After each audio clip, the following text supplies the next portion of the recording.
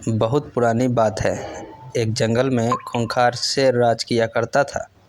राजा होने के कारण वह शेर जंगल के बाकी सारे जानवरों पर धौंस जमाता था और उनका शिकार करके उन्हें खा जाया करता था।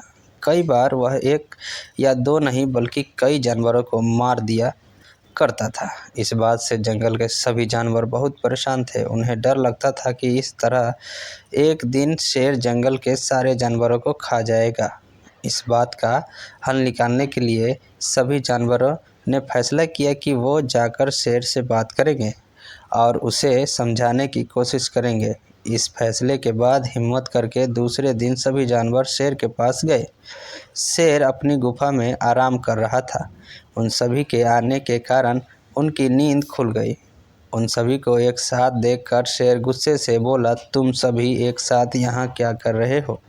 मैंने कोई दावत रखी है क्या? इस बात पर जानवर दल का सरदार बोला, महाराज, हम सभी यहाँ आपसे एक विनती करने आए हैं।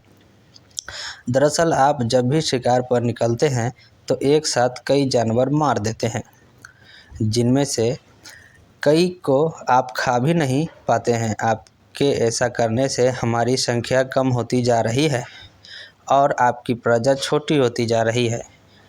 अगर यूं ही चलता रहा तो एक दिन आपके राज्य में एक भी जानवर नहीं बचेगा और जब प्रजा ही नहीं होगी तो राजा भला किस पर राज करेगा। इसलिए आपको सदैव अपना राजा बनाए रखने के लिए हमने आपसे भोजन का इंतजाम करने के लिए योजना बनाई है। हमारा सुझाव यह है कि आप शिकार पर न निकलें, बल्कि हम खुद रोज़ एक जानवर आपकी गुफा में भेज दिया करेंगे। इस तरह रोज़ आपका भोजन भी हो जाएगा, आपको मेहनत भी नहीं करनी पड़ेगी और आपकी प्रजा को भी राहत रहेगी। शेर को जानवरों की योजना सही लगी और उसने कहा, ठीक है, मुझे तुम्हारा सुझाव मंजूर है, लेकिन एक बात का ध्यान रखना, अगर किसी दिन मेरा भोजन आने में देर हुई या भोजन कम आया तो मैं जितने चाहूँ उतने जानवरों को मार डालूँगा। जानवरों ने उसकी बात पर सहमति जताई और आपस अपने घर लौट गए। उस दिन के बाद से हर रोज़ एक जानवर शेर के गुफा में पहुंच जाता और शेर उसे मारकर अपना भोजन बना लेता। यूं ही चलते चलते एक दिन खरगोश की बारी आई। बहुत छोटा था लेकिन चतुर भी था। उसने सोचा कि रोज़ शेर के हाथों जानवर मारा जाता है, यह तो गलत है। इस परेशानी का समाधान निकालने के लिए कोई चाल चलनी पड़ेगी। तभी उसके दिमाग में एक आइडिया आया। वह धीरे धीरे घूमता फिरता शेर की गुफा तक पहुंच गया। वह पहुंचकर उसने देखा कि शेर गुस्से से आग बबूला हो रखा था।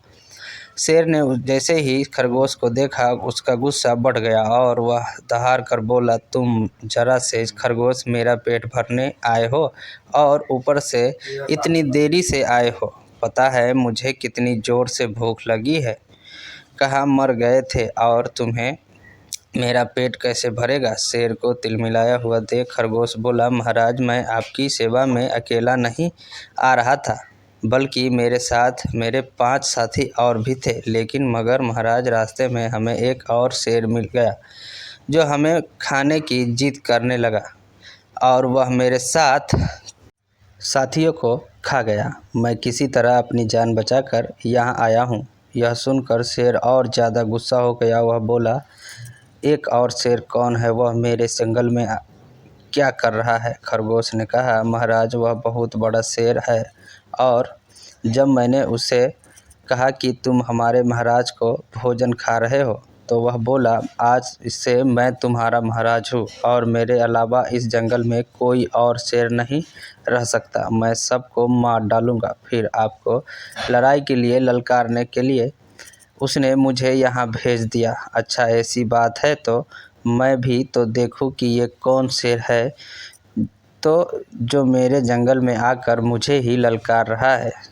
ले चलो मुझे उसके पास। शेर ने गरज कर बोला और खरगोश के साथ चल दिया। खरगोश उसे जंगल के बीच मौजूद एक कुएं के पास ले गया और बोला, महाराज, वो इस गड्ढे के नीचे गुफा में रहता है। आपको आता देख शायद वह अंदर घुस गया। दूसरे शेर को देखने के लिए जैसे ही शेर ने कुएं में झांका तो उसने अपनी परछाई देखी और उसने समझा कि वह दूसरा शेर है। उसके बाद उसने दूसरे शेर को ललकारने के लिए जब दहाड़ मारी तो उसकी ही दहाड़ गूंजकर उसे ही सुनाई दी, लेकिन उसे लगा कि वह दूसरा शेर भी उसे ललकार रहा है। बस इतने में ही शेर को गुस्सा आ गया और उसने कुएं में छलांग लगा दी। छलांग लगाते ही शेर कुएं की दीवार में टकराया और पानी में गिर गया, मर गया। खबर से जब जंगल के बाकी जानवरों को मिली तो सारे बहुत खुश हुए और खरगोश की जय जयकार लगाने लगे। कहानी से सीख बच्चों, इस कहानी से हमें यह सीख मिलती है कि मुश्किल से मुश्किल परिस्थिति में भी दिमाग शांत रखने से हर कठिनाई को आसानी से सुलझाया जा सकता है। थैंक यू, शुक्रिया पूरा कहानी सुनने के लिए।